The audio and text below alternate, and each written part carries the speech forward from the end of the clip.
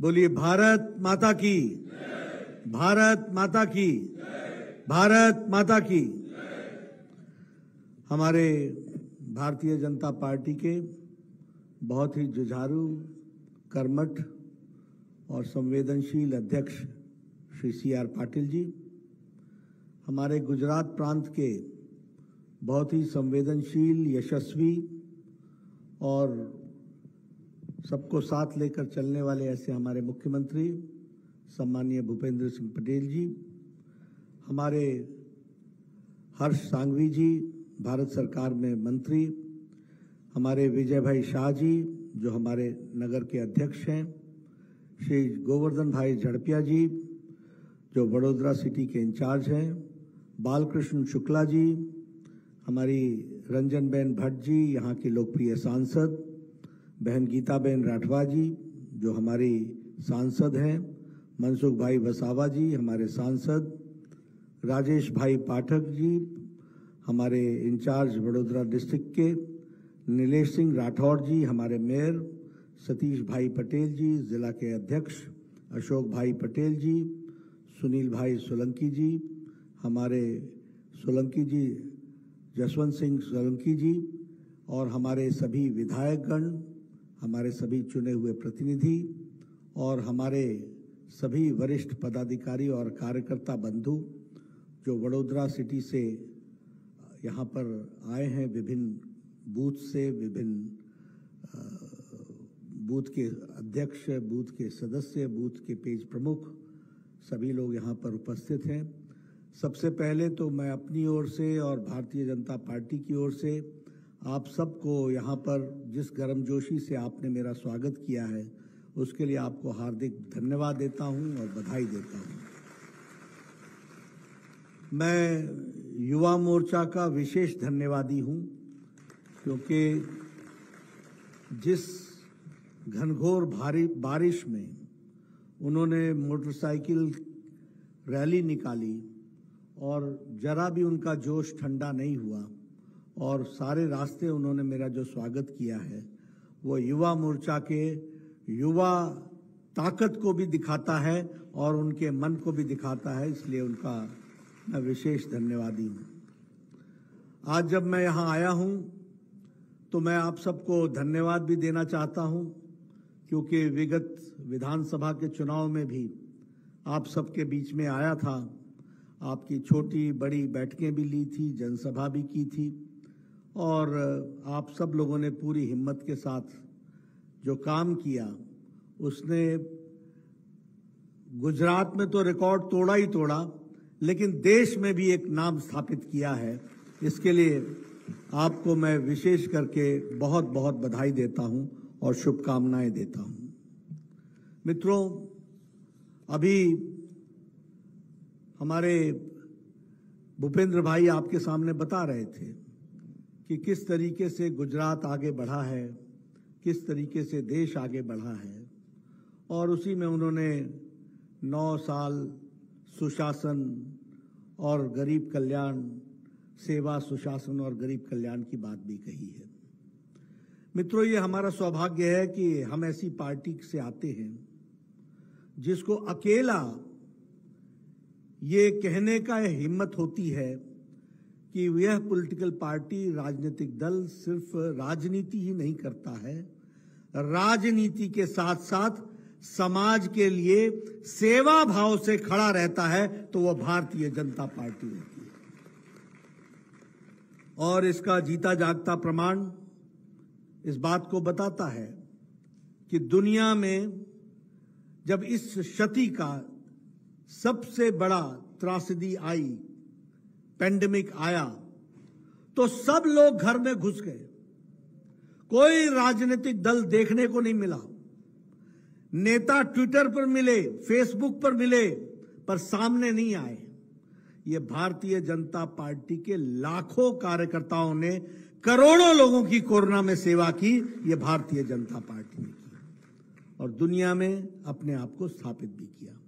इसलिए सेवा हमारे साथ जुड़ा है। सेवा सप्ताह, सेवा पखवाड़ा, ब्लड डोनेशन, फ्री ऑपरेशंस, लोगों को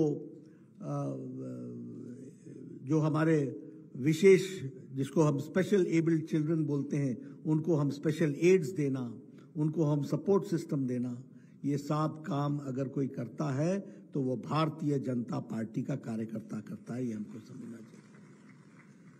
जब हम सुशासन की बात करते हैं तो इसी देश में हम एक ऐसे काल से गुजर रहे थे जब कोई कुछ नहीं बदलेगा, सब ऐसे ही चलेगा, ये तो बदलने वाला ही नहीं है। और ऐसे में एक प्रधानमंत्री ये कह बैठे थे कि मैं 1 रुपया दिल्ली से भेजता हूं तो 15 पैसे पहुंचते हैं, बीच में पता नहीं कौन से पंजे में चिपक जाते हैं।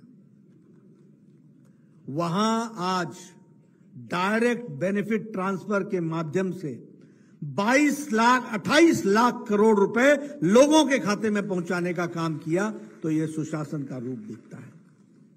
अगर प्रोएक्टिव होकर के जो कोरोना में मैनेजमेंट किया गया, वह सुशासन की एक मिसाल है। आप बताइए, मुझे कोरोना को बहुत नजदीक से देखने का इसलिए मौका मिला क्योंकि दिल्ली में प्रधानमंत्री जी के साथ दिन रात काम करने का मौका मिला। मुझे याद है, उन्होंने मुझसे 6-7 दिन पहले कहा कि मुझे इस वक्त आगे चिंताजनक लग रहा है। उन्होंने कहा कि मुझे महसूस हो रहा है कि कुछ बड़े फैसले लेने पड़ेंगे। उन्होंने कहा कि अगर ये कोरोना 100वां केस क्रॉस करता है तो मैं कुछ कड़े कदम लूंगा, लेने पड़ेंगे। और हम सबको याद है, एक दिन उन्होंने कहा कि वॉलंटरली हम सब लोग एक दिन अपने कर्फ्यू के रूप में मनाए, वो तैयारी कर रहे थे। और हम सब लोग जानते हैं कि उन्होंने कोरोना से लड़ने के लिए एक बोल्ड डिसीजन और टाइमली डिसीजन अगर लिया तो प्रधानमंत्री मोदी जी ने लिया और लॉकडाउन लगा करके लिया। मित्रों, ये छोटी घटना नहीं है, इतिहास में दर्ज होने वाली घटना है। अमेरिका तय नहीं कर पाया कि इकोनॉमी महत्वपूर्ण है या मानवता महत्वपूर्ण है। यूरोप तय नहीं कर पाया कि आर्थिक जगत महत्वपूर्ण है कि मानवता महत्वपूर्ण है। ऑस्ट्रेलिया तय नहीं कर पाया, जापान तय नहीं कर पाया। दोनों जूझते रहे, न लॉकडाउन न इकोनॉमी। ये भारत के प्रधानमंत्री मोदी जी थे जिन्होंने कहा लॉकडाउन लगेगा, लॉकडाउन लगाया और देश को कहा जान है तो जहान है।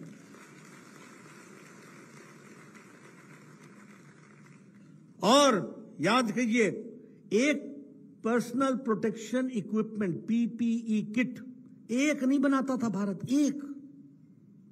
याद कीजिए, 22,000 के आसपास हमारे पास आईसीयू बेड्स थे। याद कीजिए, ऑक्सीजन सपोर्टेड सिस्टम हमारे पास कुछ हजारों में था। याद कीजिए, हम दवाई हमारे पास थी ही नहीं, मास्क हम नहीं बनाते थे। लेकिन 3 महीने के अंदर प्रधानमंत्री मोदी जी ने per day 5 lakh personal protection equipment बनाने का तय करके उसको पूरा किया। लाखों में आईसीयू बेड्स बने, लाखों में ऑक्सीजन सपोर्टेड बेड्स तैयार हुए, हॉस्पिटल्स बने, 1500 से ज्यादा पीएसए प्लांट्स लगाए गए। और मैं नंबर अभी मुझे पूरा याद नहीं है, लेकिन 9,000 ट्रेनों को चलाकर 37,000 टन लिक्विड ऑक्सीजन देश के कोने कोने तक पहुंचाया, तो भारत के प्रधानमंत्री मोदी जी ने पहुंचाया। यह है सेवा के बाद का सुशासन। आप देखिए, मैं हेल्थ मिनिस्टर रहा हूं। इस देश में ट्यूबरक्लोसिस को नेशनल प्रोग्राम बनने में 22-25 साल लग गए। इस देश में स्मॉल पॉक्स को नेशनल प्रोग्राम बनने में 28 साल लग गए। इस देश में टेटनस को नेशनल प्रोग्राम बनने में 30 साल लग गए। इस देश में जापानीज इंसेफ्लाइटिस को नेशनल प्रोग्राम बनने में 100 साल लग गए। इस देश में अन्य बीमारियों के लिए दवाइयों का इजाद करते करते 25 साल लग गए। और बड़े फख्र से कहते थे, ये प्राइवेट में मिलती है दवा, अगर हिम्मत है तो खरीद लो।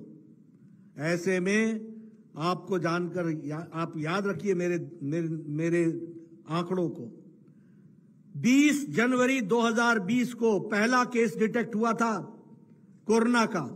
20 अप्रैल 2020 को मोदी जी ने टास्क फोर्स बैठाया था और 9 महीने के अंदर एक नहीं 2 वैक्सीन बना करके भारत को दी। यह भी हमको ध्यान रखना चाहिए। और मैं तो हेल्थ मिनिस्टर रहा हूं, मुझे मालूम है एक इंजेक्शन लगाने में कितना समय और किसको कितनी डोज लगेगी, इसको पहले कौन सी डोज लगी है, इसको सर्टिफिकेट कैसे दिया जाएगा। ऐसे में भारत के सुशासन का नतीजा आप समझ लीजिए।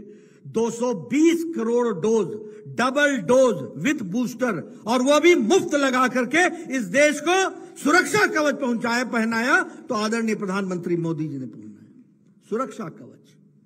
आज आप लोग कोई मास्क नहीं लगा रहे हैं, सब नजदीक नजदीक बैठे हैं।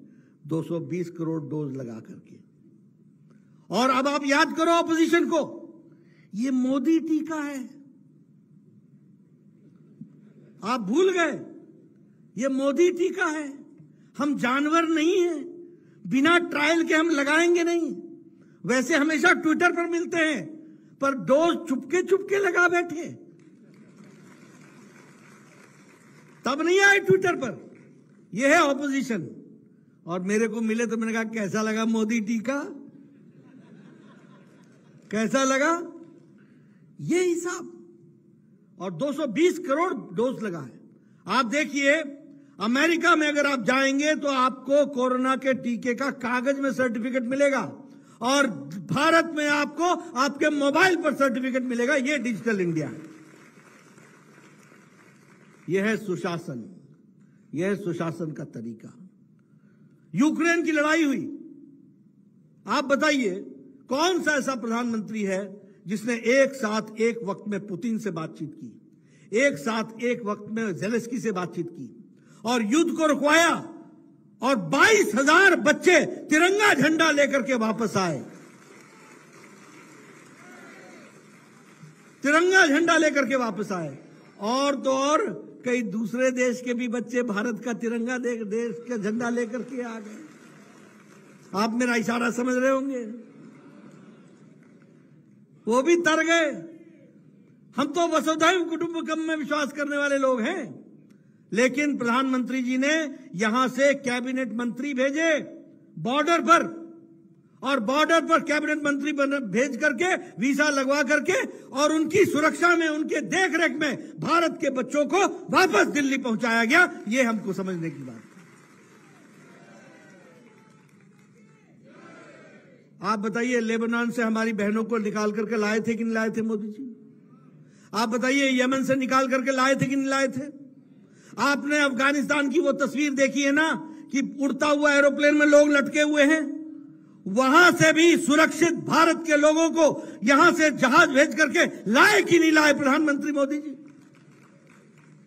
यह है सुशासन, यह है प्रोएक्टिवनेस, यह है प्रशासन को देख। आप देखिए अभी अभी मैं भूल गया उसका नाम, जो अभी तूफान आया, नाम हाँ बिपरजॉय। तो वो जो आया, आप देखिए कि हफ्ते भर पहले से प्रधानमंत्री जी की बैठकें शुरू हो गई, मुख्यमंत्री जी को बैठक में शामिल किया गया, अध्यक्ष जी शामिल हुए, तैयारियां शुरू हुई, गृह मंत्री जी शामिल हुए, सारा एडमिनिस्ट्रेशन शामिल हुआ। मुझसे ज्यादा आप बता सकेंगे, लेकिन कितनी गहराई से तैयारी हुई, कितनी दूर तक की तैयारी हुई। बताइए सबको सुरक्षित स्थान पर लाया गया कि नहीं लाया गया? सबको पहुंचाया गया कि नहीं? दवाइयां दी गई कि नहीं? विपरीत परिस्थिति में अगर माचिस की जरूरत हो, मोमबत्ती की जरूरत हो, यहां से लेकर दवाई की जरूरत हो, भोजन की जरूरत हो, सारी व्यवस्थाएं की कि नहीं की गई? और सभी को सुरक्षित बचा लिया गया कि नहीं बचा लिया गया? यह है सुशासन, यह है प्रोएक्टिवनेस। इसको हमको समझना होगा। और जब हम इन सारी बातों को करते हैं तो आदरणीय प्रधानमंत्री मोदी जी का हमको आत्मनिर्भर ध्यान में आता है। आज जब हम कोरोना की दवाई की बात करते हैं तो हम आत्मनिर्भर हो गए। और हम आत्मनिर्भरता से। आपको जानकर खुशी होगी कि कोरोना वैक्सीन मैत्री में 100 देशों को भारत ने दवाई पहुंचाई, वैक्सीन पहुंचाई और 48 देशों को मुफ्त पहुंचाई है। ये भारत का स्थान है। यानी अब भारत लेने वाला नहीं है, मोदी जी के नेतृत्व में देने वाला भारत बन गया। ये भी हमको समझना चाहिए। जब हम आत्मनिर्भर की बात करते हैं तो डिफेंस में 70,500 करोड़ रुपए का जो डिफेंस के सामान खरीदे जा रहे हैं वह इंडियन इंडस्ट्रीज, उसमें से 99% इंडस्ट्रीज भारत की है जो उसको सप्लाई कर रही है। यानी हम इंडिजिनस हो गए। अगर हम बात करें कि इंपोर्ट जो 70% होता था, अब वो सारे का सारा बंद होकर के अब हम उसको अपनी दृष्टि से करने का प्रयास कर रहे हैं। मित्रों, आप सब लोग बैठे हैं, मैं आपके सामने कुछ तस्वीर ठीक करना चाहता हूं। ये ठीक है, लोग महंगाई की चर्चा करेंगे। ये भी ध्यान में रखिए कि दुनिया में बताइए कोरोना का असर पड़ा है कि नहीं पड़ा है, मंदी आई कि नहीं आई। आप बताइए कोरोना के असर से इकोनॉमी को अफेक्ट हुआ कि नहीं हुआ। यूक्रेन की लड़ाई से सप्लाई चेन रुकी कि नहीं रुकी, मुसीबत आई थी कि नहीं आई थी। अमेरिका से लेकर के सभी देश मुसीबत में थे कि नहीं थे और हैं कि नहीं है। ऐसे में भी इंटरनेशनल मॉनेटरी फंड और मॉर्गन स्टैनली कहता है कि अगर कोई आर्थिक जगत में उज्जवल भविष्य है तो वो भारत का है, भारत ब्राइट स्पॉट है। और मैं आपके सामने कुछ आंकड़े रखना चाहूंगा, उन आंकड़ों से आप समझिए। अगर मैं जीडीपी की बात करूं, ग्रोथ रेट की बात करूं, तो आपको जानकर आश्चर्य होगा कि अभी ग्रोथ रेट ऑस्ट्रेलिया का 2.2% है, जर्मनी का 2.6% है। अगर पत्रकार हो तो नोट कर लें। साउथ कोरिया का 4.1% है, कनाडा 4.5% पर खड़ा है, ब्राजील 4.6% पर खड़ा है, साउथ अफ्रीका 4.9% पे खड़ा है, यूनाइटेड स्टेट्स 5.9% पर खड़ा है, फ्रांस 6.8% पर खड़ा है और भारत 8.7% पर खड़ा है। अगर मैं इन्फ्लेशन की बात करूं तो यूनाइटेड स्टेट्स 4.9% पर खड़ा है, यहां की महंगाई 4.9% है, फ्रांस की 5.1% है, यूरोप की 6.1% है, ऑस्ट्रेलिया की 7% है, इटली की 7% है, यूनाइटेड किंगडम की 8.7% है और भारत सबसे नीचे 4.25% पर खड़ा है। ये जो हमारे लोग खाद्य सामग्री की बात करते रहते हैं ना, ये जो भाई बहन है ना, पढ़ते लिखते कम है, इनका पढ़ाई लिखाई से वास्ता कम होता है, जानकारी कम होती है। ये ठीक है, हम सब लोग संवेदनशील हैं महंगाई के प्रति, लेकिन मैं आपको बताना चाहूंगा खाद्य सामग्री में यूनाइटेड स्टेट्स, यहां महंगाई खाने की सामग्री की 6.7% है यूनाइटेड स्टेट्स में। फ्रांस में 14.3% है खाने की सामग्री की महंगाई, जर्मनी में 14.5% है, 14.5%, यूरोपियन यूनियन में 16.41% है महंगाई खाने की सामग्री में, और स्वीडन में 16.8% है। यूनाइटेड किंगडम में खाने की महंगाई 19% है, पाकिस्तान में 48.65% है और भारत में 2.9% है। यह हमको समझना। आप देखिए European union 16%, United states 6%, France 14%, Pakistan 48%, India 2.9%। यह हमको समझना होगा। इसलिए मित्रों, किस तरीके से, और जब यह कोरोना आया था तो सब रेवड़ियां बांट रहे थे। जब प्रधानमंत्री मोदी जी उस समय 1 लाख करोड़ रुपए इंफ्रास्ट्रक्चर पर खर्च कर रहे थे, उस समय मोदी जी प्रधानमंत्री गरीब कल्याण अन्न योजना के माध्यम से कोई भूखा न रह जाए, इसकी चिंता कर रहे थे। ये आर्थिक बुलंद फैसलों का नतीजा है और आप सब लोग भारतीय जनता पार्टी के वरिष्ठ कार्यकर्ता हैं, इसको गहराई से समझना जरूरी है कि नेता की नीति से और नीयत से कितना फर्क पड़ता है, इसको भी हमको समझना चाहिए। और उसका जीता जागता प्रमाण हमारे पास आदरणीय हमारे प्रधानमंत्री मोदी जी हैं। मित्रों, 9 साल पहले जब हम सेवा, सुशासन और गरीब कल्याण की बात करते हैं तो 9 साल पहले भारत आर्थिक जगत में, आर्थिक अर्थव्यवस्था में हम 11वें नंबर पर खड़े थे। और आज जिस ब्रिटेन ने हमको 200 साल राज किया, उसको पछाड़ करके हम 5वीं नंबर की इकोनॉमी बन गए हैं, 5वीं नंबर की। और आज ऋषि सुनक, ब्रिटेन का प्रधानमंत्री, वो कहता है समय दूर नहीं है जब भारत 3री नंबर की इकोनॉमी बन जाएगा, ये वो कहते हैं। अभी 470 एयरबस और बोइंग का ऑर्डर दिया। अब सोच सकते हैं भारत कहां जा रहा है। ये हवाई जहाज का ऑर्डर कब होता है? जब भारत में उड़ने वाले लोग, हवाई जहाज पर बैठने वाले लोग पोटेंशियल हुए हैं, तभी ऑर्डर जाता है। ये इकोनॉमी के साइज को समझिए। और मैक्रोन, फ्रांस के नेतृत्व करने वाले, वो प्रधानमंत्री मोदी जी के साथ साइनिंग के समय रहते हैं। हमारे जो बाइडेन कहते हैं कि हमारे 40 स्टेटों में हमको 10 लाख लोगों को नौकरी देने का मौका मिलेगा और हमारी इकोनॉमी को बूस्ट होगा।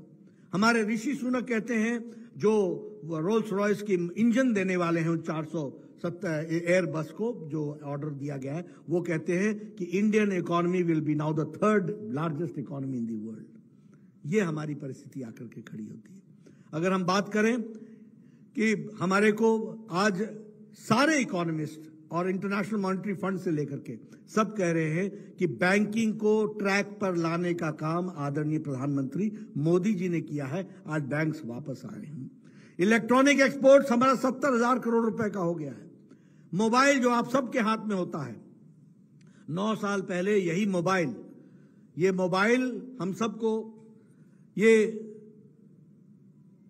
92% मोबाइल विदेश से आता था, 92%, और जिसमें सबसे बड़ा हिस्सा था चाइना का।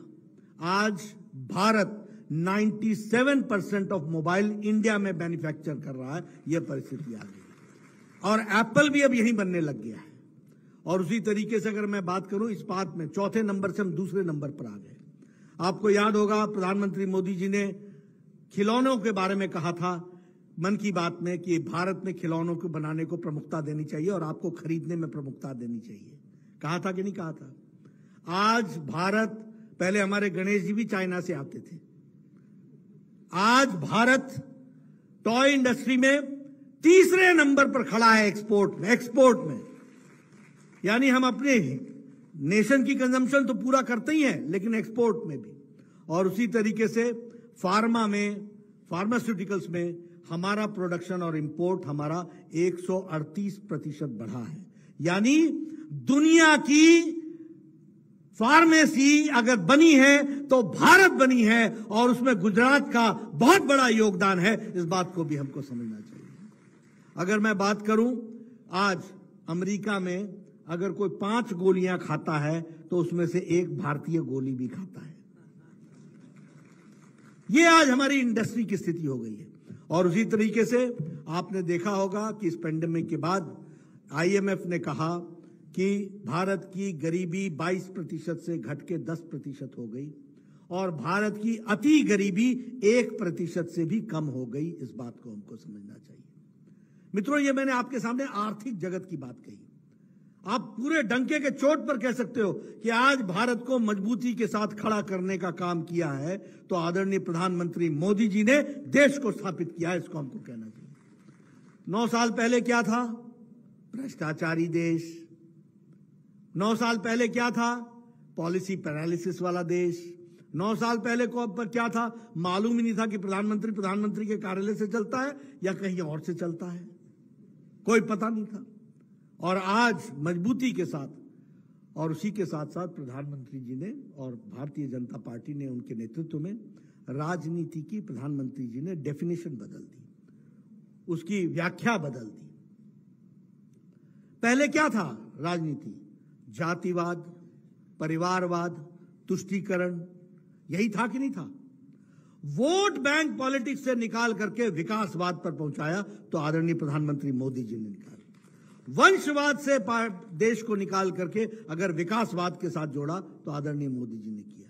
अगर ये डिवाइड एंड रूल से निकाल करके रिपोर्ट कार्ड की राजनीति तक पहुंचाया तो आदरणीय प्रधानमंत्री मोदी जी ने पहुंचाया। आज नए डेफिनेशन, मुझे बड़ा हंसी आती है जब मैं कांग्रेस के नेताओं को भी देखता हूं, हम ये करेंगे आपके लिए, गारंटी फलाना ढमकाना, अपनी गारंटी है नहीं, दूसरों की गारंटी ले दे।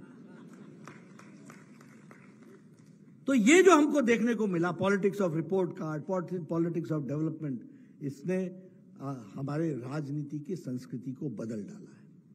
मित्रों, अभी भूपेंद्र जी भी, हमारे मुख्यमंत्री, यशस्वी मुख्यमंत्री भी चर्चा कर रहे थे। अब देखिए, प्रधानमंत्री जी पीछे जापान गए, तो जापान में हम अमेरिका के प्रेसिडेंट जो बाइडेन मिले। शब्दों को ध्यान में लीजिएगा। Mr. Modi, we are anxiously waiting for you. You will be coming next month to India, to America. There is a complaint coming against me. मतलब जो बाइडेन के खिलाफ एक कंप्लेंट आ रही है, that you are not inviting us to the state dinner which you are serving to, which you are hosting to Prime Minister Modi. हमको भी बुलाओ, निमंत्रण के लिए सिफारिशें लगी हुई हैं, और इस तरीके से मोदी जी को निमंत्रण देते हुए जो बाइडेन साहब कहते हैं। उसी तरीके से ऑस्ट्रेलिया के प्राइम मिनिस्टर कहते हैं, Modi ji you are the boss, you are the boss. New Guinea, Papua New Guinea के प्रधानमंत्री पांव छू करके अभिवादन करते हैं, ये मेरे प्रधानमंत्री नहीं, ये मेरे गुरु हैं। न्यूजीलैंड का प्रधानमंत्री फ्लाई करके सिडनी में आता है, ऑस्ट्रेलिया में, सिर्फ प्रधानमंत्री मोदी जी से मिलने के लिए।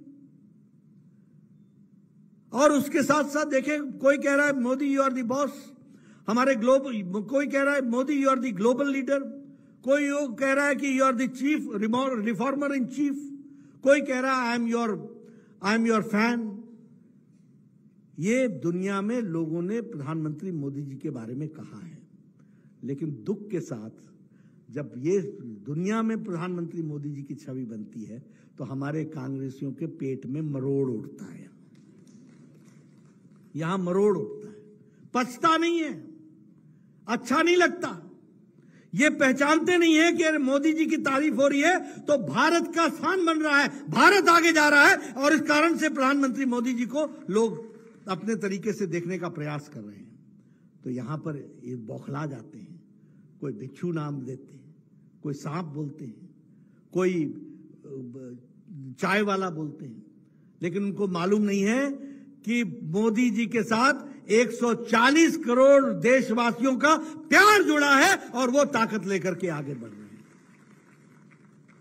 अब देखिए, ये राहुल गांधी गए और लंदन में कहने लगे प्रजातंत्र खतरे में है। अरे तुम्हारे जैसे को सह रहे हैं, इससे ज्यादा प्रजातंत्र कितना मजबूत हो सकता है?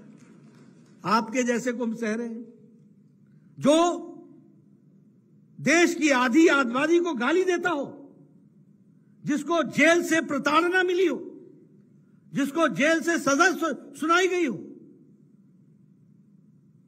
और जो जिस तरीके का शब्द बोलता है, और हाई कोर्ट और कोर्ट का ऑब्जर्वेशन है कि आपको रिस्पॉन्सिबली बिहेव करना चाहिए, ऐसे लोग जाके बोलते हैं कि डेमोक्रेसी खतरे में है। ये भूल जाते हैं कि तेरी ही दादी थी ना जिसने 1,50,000 लोगों को 19 महीने के लिए मीसा और DIR में जेल में बंद किया था।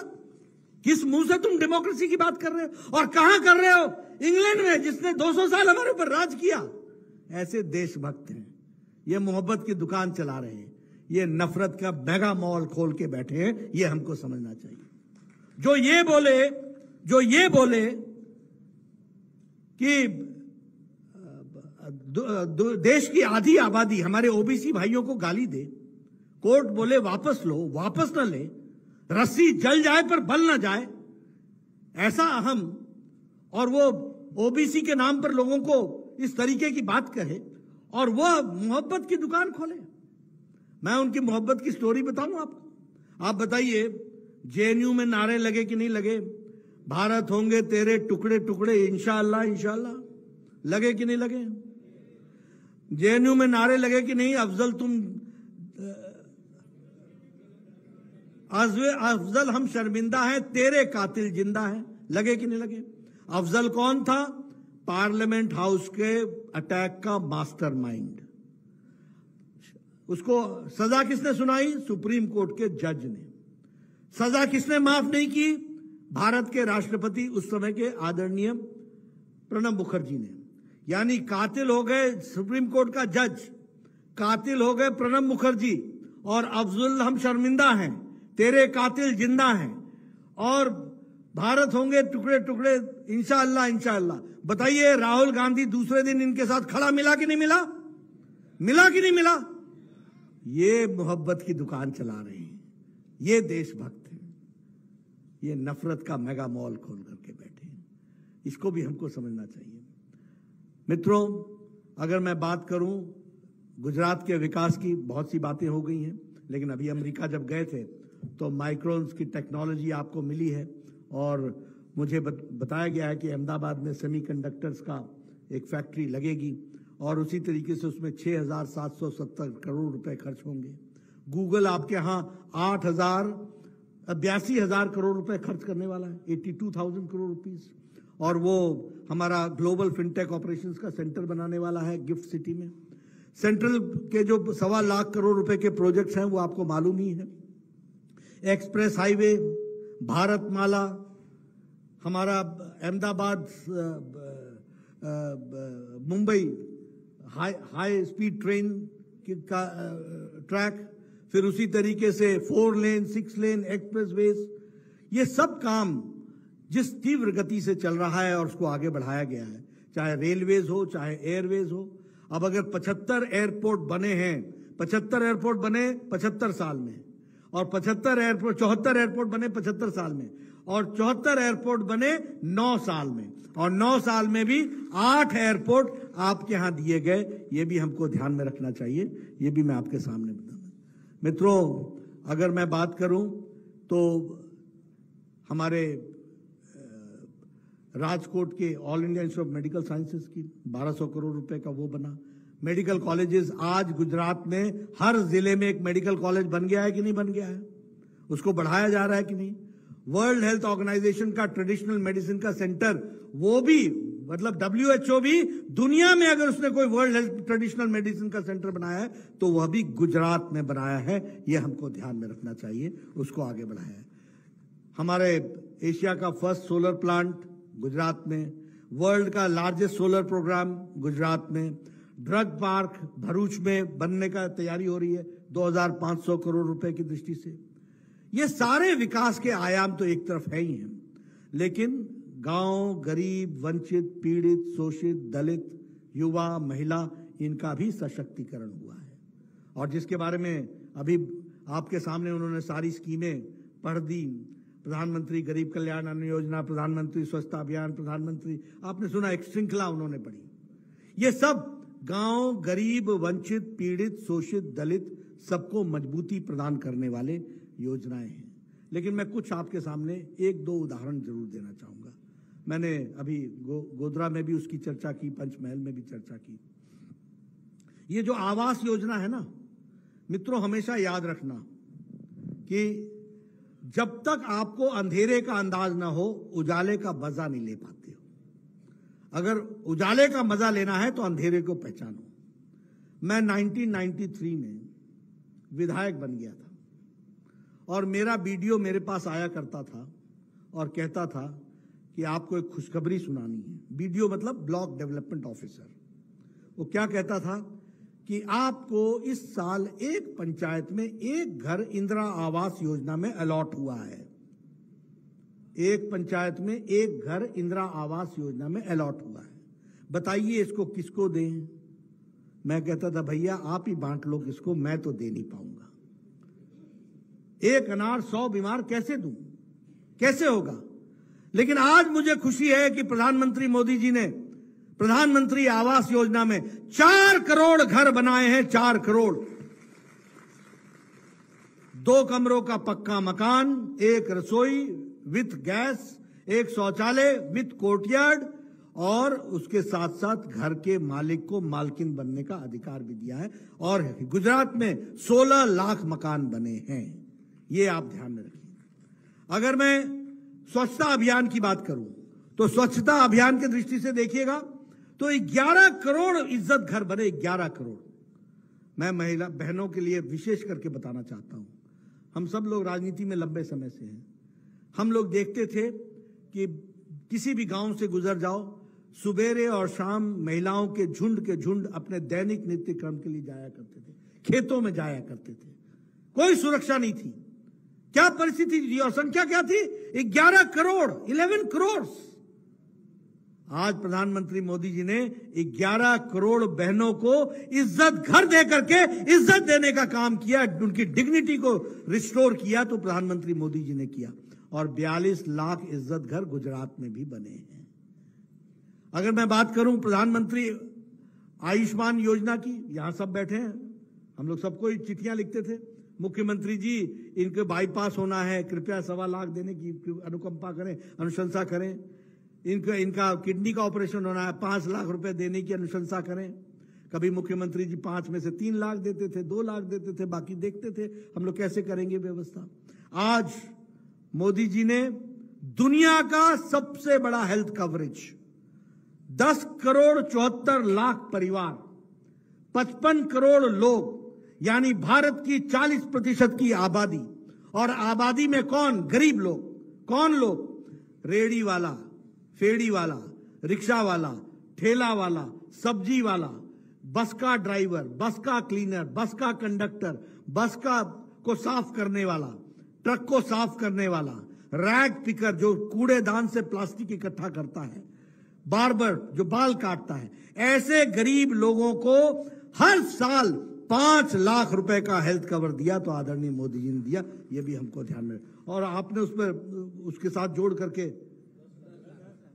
आपने 5 लाख और जोड़ करके 10 लाख किया है, ये डबल दिया, इसको भी हमको समझना। आप बताइए, इससे गरीब की तस्वीर बदली कि नहीं बदली? उसकी व्यवस्था हुई कि नहीं हुई? मैं उस समय राजनीति में आया जब किसी के घर कैंसर का सी भी पहुंच जाए ना, तो मातम छा जाता था, घर बिकने को तैयार हो जाता था, कोई इलाज की व्यवस्था नहीं थी। मुझे याद है, मैं सांसद था, मेरा लिफ्टमैन, कभी भी उसके चेहरे पर मैंने मुस्कुराहट ही नहीं देखी। मैंने एक दिन पूछा अपने ड्राइवर से, ये कभी मुस्कुराता ही नहीं है। तो पता चला कि उसकी श्रीमती जी को हार्ट की तकलीफ है, उसके पास व्यवस्था नहीं है, इस कारण से वो तकलीफ में है। मैंने बोला कल जाओ, जाकर के राम मनोहर लोहिया हॉस्पिटल में चेकअप कराओ और जो भी डॉक्टर बताता है मेरे को बताओ। उसने बताया 2 लाख रुपए का उसने बना करके दिया। मैंने कहा ठीक है, हम इसकी व्यवस्था करते हैं। हमने मेडिकल सुपरिंटेंडेंट से बातचीत की, उसने कहा साहब आप बोलते हो तो हमारे पास कुछ रिवॉल्विंग फंड होता है, उसके माध्यम से मैं इसकी व्यवस्था कर दूंगा। वो उसका ऑपरेशन हो गया। पहली बार उसको मैंने मुस्कुराते देखा और मेरे को गरीब की आंखों में मुस्कुराहट तब पता चली उसकी कीमत क्या होती है, क्या परिस्थिति खड़ी होती है, कैसे जीते हैं लोग। और मोदी जी ने ऐसे 55 करोड़ लोगों को नई जिंदगी दी है, नए तरीके से। और आपके हमारे मुख्यमंत्री जी ने 5 लाख रुपए और देकर के उसको आगे बढ़ाया है। ये बहुत बड़ी बात है जिसको हमको समझना चाहिए। इसलिए विकास की दृष्टि से अगर मैं बात करूं, गरीब कल्याण अन्न योजना की दृष्टि से 80 करोड़ की जनता, जिसमें से 3 करोड़ आपकी जनता है, मतलब गुजरात की जनता है जिसको उसका लाभ मिल रहा है। तो ये सब चीजें जो हैं वो किस तरीके से विकास में अपना योगदान करती है, वो हमको ध्यान में रखना है। मैं गुजरात का विशेष करके धन्यवादी भी हूं कि आपकी जो हमारी ज्योग्राफिकल एरिया है वो देश का 6% है और आपकी जो जनसंख्या है वो देश का 5% है, लेकिन आपका जो जीडीपी में कंट्रीब्यूशन है वो 8% से ज्यादा है और इंडस्ट्रियल आउटपुट 18% से ज्यादा है। ये गुजरात का है। और उसके बावजूद और उसके साथ साथ आप 3 लाख करोड़ रुपए सिर्फ गरीबों के लिए हर साल खर्च कर रहे हैं और उनके विकास में अपने आप को जोड़ रहे हैं। बाकी तो अन्य योजनाएं हैं ही हैं जिनके माध्यम से आप काम कर रहे हैं, फिर चाहे वो गुणोत्सव स्कीम हो, मुख्यमंत्री अमृतम स्कीम हो, विद्या लक्ष्मी स्कीम हो, मुख्यमंत्री युवा स्वावलंबन योजना हो, ये सारे योजनाएं जो हैं वो आपको गुजरात के दृष्टि से विकास की ओर जा रही। मुझे जो खुशी है वो आपके साथ मैं जरूर शेयर करना चाहूंगा। गुड गवर्नेंस इंडेक्स में गुजरात फर्स्ट रैंक पर खड़ा है। लॉजिस्टिक परफॉर्मेंस इंडेक्स में गुजरात नंबर 1 पर खड़ा है। एक्सपोर्ट प्रिपेयर्डनेस इंडेक्स में गुजरात नंबर 1 पर खड़ा है। स्टेट फूड सेफ्टी में गुजरात सेकंड बेस्ट स्टेट है और पावर सरप्लस स्टेट ये पहला है जो गुजरात बना है। ये हमको ध्यान में रखना चाहिए। इसलिए मित्रों, ये सारी जो विकास की कहानियां हैं उसको हमको आगे बढ़ाना है, उनको हमको आगे ले जाना है। एक बात मैं कार्यकर्ताओं से जरूर कहना चाहूंगा, जो आदरणीय प्रधानमंत्री जी ने हम लोगों के सामने टारगेट रखा है। ये 9 साल की कहानी हमने आपके सामने बताई, किस तरीके से भारत जो पहले देखा जाता था और आज देखने वाला भारत है वो हमारे सामने है, और ये हमारी नजर में नहीं, दुनिया की नजर में है। लेकिन हमें यही नहीं रुकना है। हम सब लोग बड़े भाग्यशाली हैं। देखिए, मैं 30-40 साल से हूं राजनीति में, ऐसा अवसर हमको नहीं मिला जब हमारी पार्टी में नेता भी हो, नीति भी हो, नीयत भी हो, वातावरण भी हो और कार्यकर्ता भी हो और काम करें की योजना भी है। ये समय आया है तो अब आया है, और ये अमृत काल है, और अमृत काल में हम सब लोगों ने 2047 देखना है। और अगर 2047 देखना है तो हमको विकसित भारत देखना है, हमको डेवलप्ड इंडिया देखना है। और डेवलप्ड इंडिया अगर देखना है तो हमको विकसित भारत का लक्ष्य बनाना पड़ेगा। हमको 5 प्रण लेने पड़ेंगे। एक तो विकसित भारत, उसी तरीके से गुलामी के हर अंश से हमको अपने आप को निजात दिलाना पड़ेगा, अपनी विरासत पर हमको गौरव करना पड़ेगा, एकता और एकजुटता के साथ चलना पड़ेगा, और नागरिकों को अपना कर्तव्य निभाना पड़ेगा और विकसित भारत की ओर आगे बढ़ना पड़ेगा। इसको हमको पूरा करना है। इसलिए 5 प्रणों को लेकर के हम चले, आगे बढ़ें, गुजरात को आगे बढ़ाएं। गुजरात के बारे में नंबर वन मैंने बताया ही, लेकिन बहुत से ऐसे नंबर 1 हैं जिसमें आपको नंबर 1 आना है और आगे बढ़ना है, बढ़ाना है। आपने मेरी बात सुनी और बड़े शांति प्रिय ढंग से सुनी, इसके लिए आपको विशेष धन्यवाद। आपके द्वारा पाटिल जी ने जो पेज समिति की बात कही है वो मैं सारे देश में लागू करा रहा हूं, इसलिए उसमें भी नंबर 1 गुजरात हुआ है, तो उसमें भी गुजरात नंबर 1 हुआ है। आप आगे बढ़िए और आगे इस काम को आगे बढ़ाइए। इन्हीं शब्दों के साथ बहुत बहुत धन्यवाद। आदरणीय अध्यक्ष नड्डा साहब, आपका जुझारू